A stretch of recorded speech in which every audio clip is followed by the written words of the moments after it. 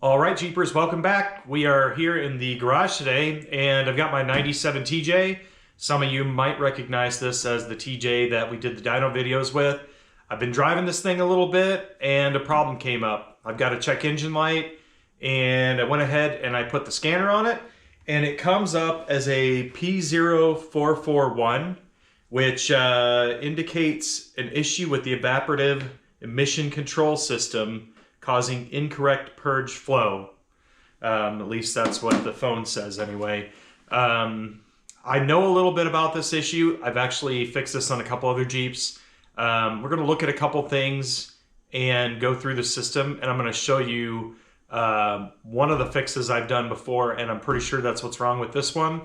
And I'll show you what I do to fix it, and we'll get this thing back on the road again. All right, so what we're looking at right now is the purge system and the evap system on this 97 TJ. And the main parts here that we've got our line here. This is coming back from the fuel tank, and that comes out of the top of the fuel tank on the vent. And this comes up and goes into the charcoal canister, which is what this round thing is here. And we've also got a hose that comes out of the top of the charcoal canister, goes over to this, which is our purge valve, and it's electronically controlled solenoid. The computer pulses it at certain times, and it allows flow from this hose around out this other hose here that then goes into our intake manifold. And basically what this code is telling us, and I'm not exactly sure on the Wrangler how it monitors it.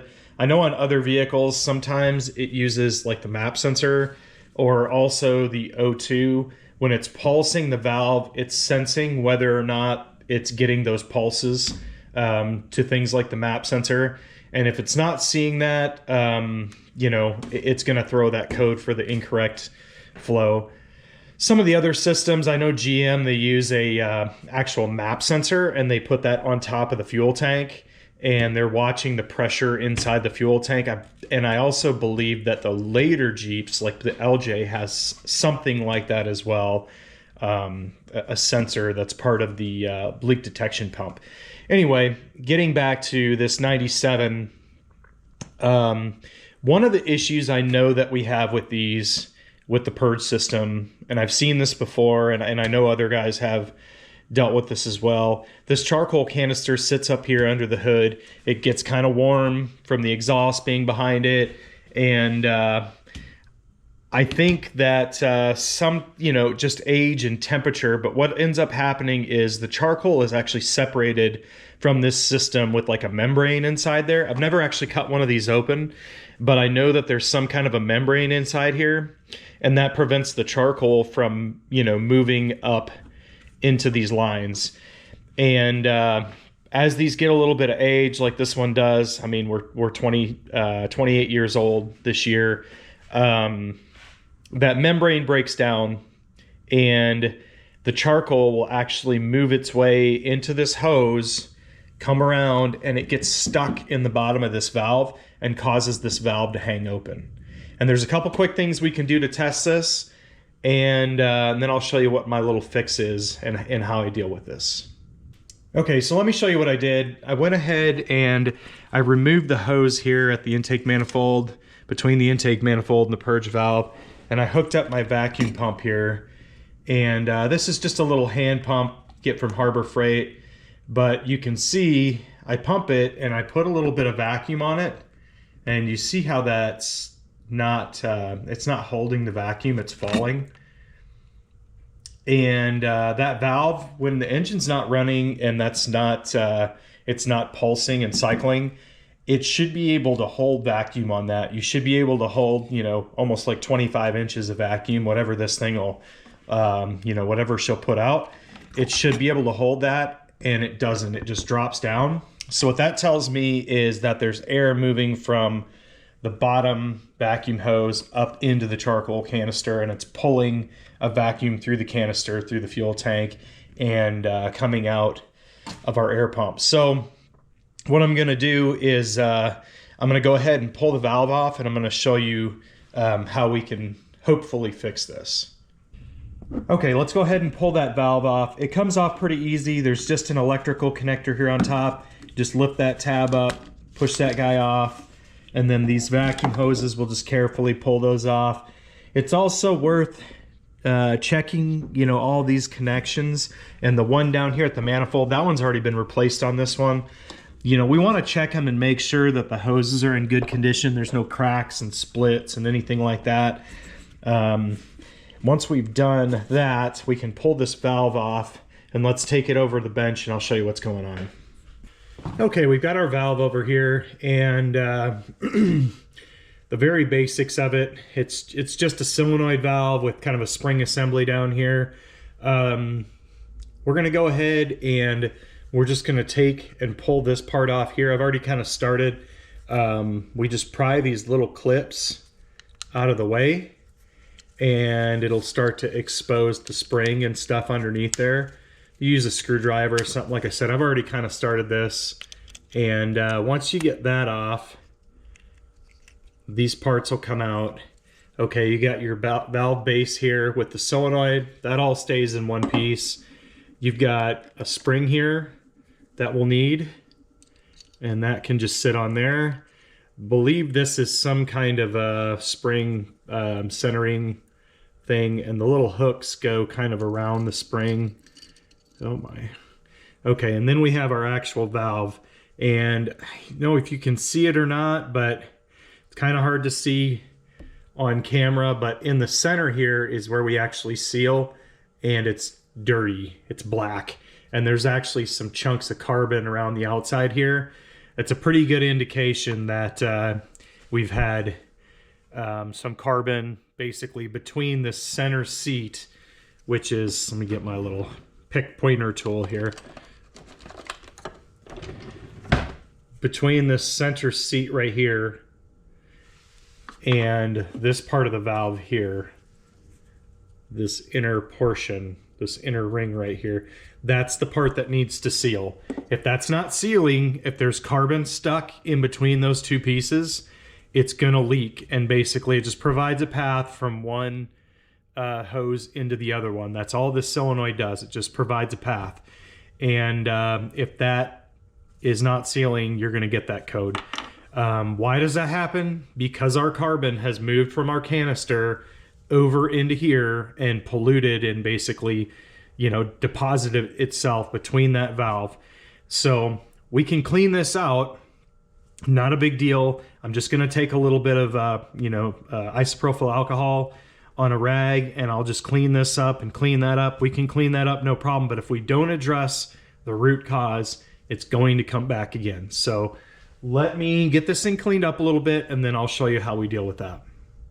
Okay, so actually I didn't have any alcohol real handy, so I just went ahead and put a little bit of brake parts cleaner on a rag, on a paper towel. You gotta be kind of careful with this stuff. It does eat some plastics, and it will get, but you can see there on the rag, you know, we've got some definite particulates on here, but I want to go ahead and just clean up this surface, get all those chunks of carbon off of it.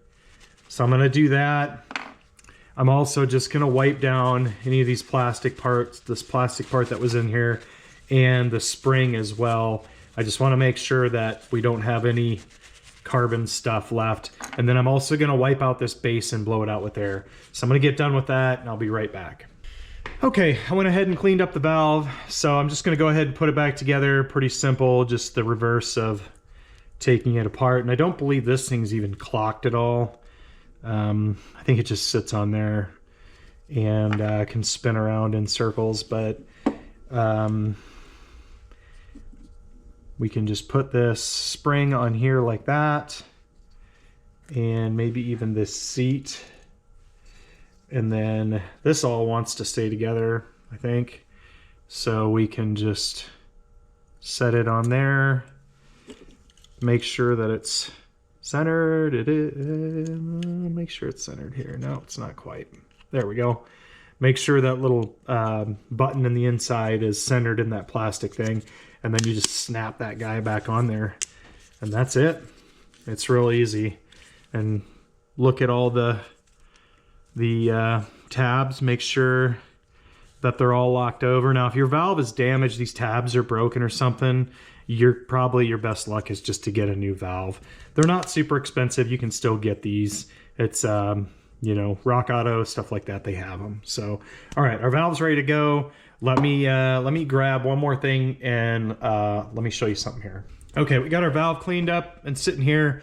This is the hose that goes from that charcoal canister over to our valve.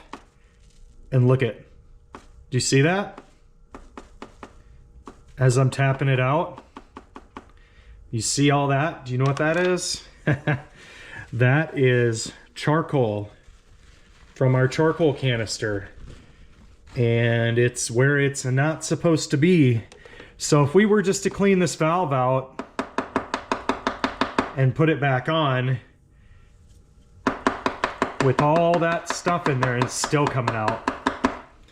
There's just a bunch of it stuck in there. If we were just to throw that valve on and not deal with this, that valve would just get plugged. Another 1,000 miles or something, code would come back and you'd be like, oh, I didn't fix it. And that would be that.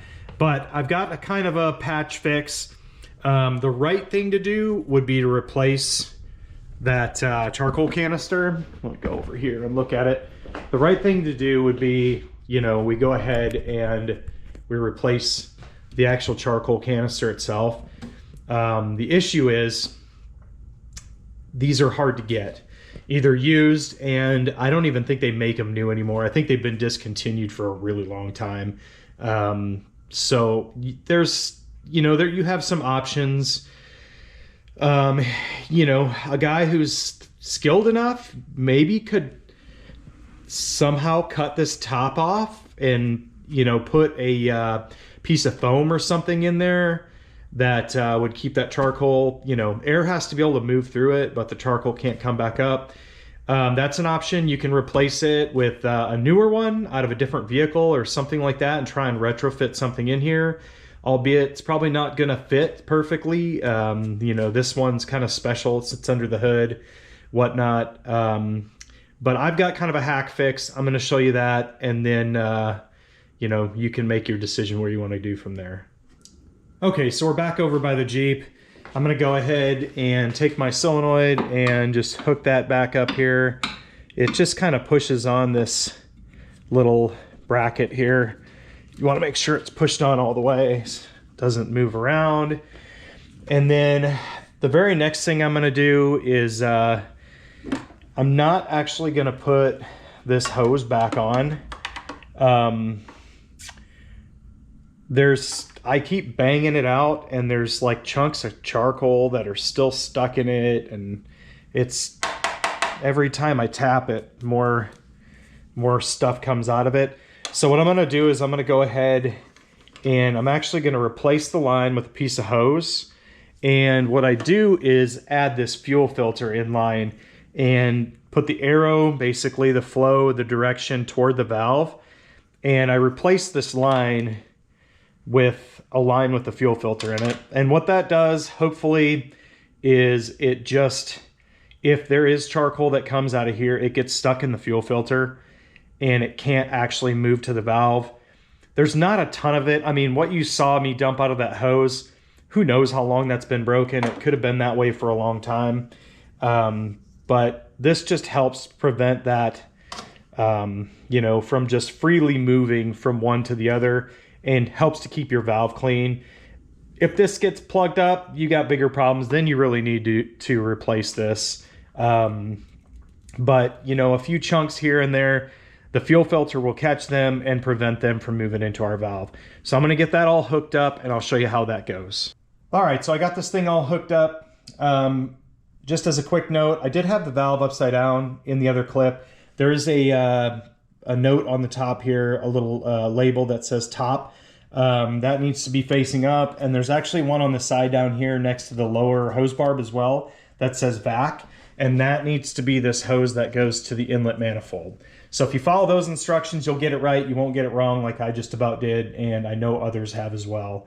But we went ahead and ran the line. I used the silicone vacuum hose We went from the charcoal canister to our fuel filter / charcoal filter, and into the valve, and then out of the valve back to the manifold.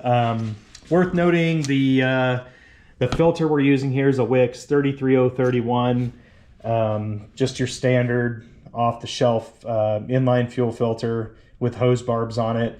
That will keep the chunks of carbon from polluting our valve and causing those issues like we saw before. Also worth noting that I didn't reuse the stock line. I'm still getting chunks of stuff out of it when I beat it. I think there's some like stuck in these bends and stuff. So I just went ahead and replaced it with all new silicone. And then also, I don't reuse these either. They get kind of stretched out with age, and the hoses don't stay in them very tight. I've even seen them, like, you know, Jeeps will come in and these will be popped off, and they get soft and they don't hold it. So I just replace it all with new silicone vacuum hose, and that works really well. So let's go ahead, and I'm gonna hook up our vacuum gauge again, and I'm gonna see if this thing now will hold pressure. Okay, so we've got our vacuum pump hooked back up here. I just went ahead and removed that line from the manifold there and put our vacuum pump in line, and we'll go ahead and pump this up, and I can already tell you just watching it that it works better. So we got right at just over 25 inches of mercury on the gauge there, and it is holding rock solid, not moving one little bit. Not like before where we were dropping pressure as we were just sitting here watching it. So I think that's got it fixed. Hopefully the check engine light goes off. I'm almost positive it will, but we definitely have solved a problem. The valve is holding pressure, so that should be the fix. Let me show you one other thing while I got the hood open here. I have these battery hold downs are available now on the website, texasjeepproducts.com. Billet aluminum plate with the Jeep grill logo in there. We also have these new dipsticks that are in stock as well. This is a full billet aluminum dipstick. And these are really nice because they're all one piece. The factory plastic ones, when they get old, they like to break right here at the bottom of the handle, and then you get stuck with this piece gets stuck down in the tube and you can't get it out. These are all one piece billet aluminum, double O-rings for you turbo guys, double O-rings that help hold it in and seal it better. And they're available with a bunch of different engraving on them. There's different options on the website as well as custom engraving if that's something you're into. So go check that out, texasjeepproducts.com. All right, y'all, thanks for joining me in the garage again today. I know it wasn't a super exciting one. Working on these emission check engine light problems aren't fun for anybody, but as these things are approaching 20, 30 years old, it's kind of something we're all gonna have to deal with.